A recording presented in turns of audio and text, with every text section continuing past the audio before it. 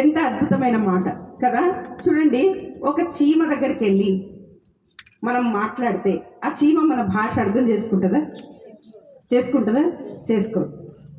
అందుకని యేసుక్రీస్తు ప్రభు మనుషులమైన మన కొరకు ఆయన ఏం చేస్తున్నాడంట?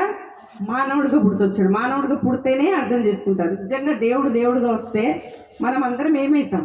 మాడి మర్చిపోతాం. ప్రేమ గల దేవుడు, నేను మా దేవుడుగా వెళ్తే వీళ్ళు మాడి మసైపోతారు, నేను అలా వెళ్ళకూడదు, కాబట్టి నేను వీరి కొరకు ఏమవ్వాలి?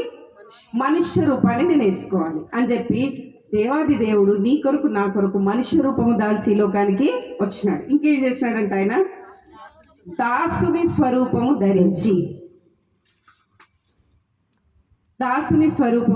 ఆయన ఎంతగా తగ్గించుకున్నాడంటే నిన్ను నన్ను అద్భుతమైన స్థానంలో ఉంచడానికి, నిన్ను నన్ను ఎంతో ఉన్నతమైన స్థానంలో చూడాలని దేవుని యొక్క అమితమైన కోరిక.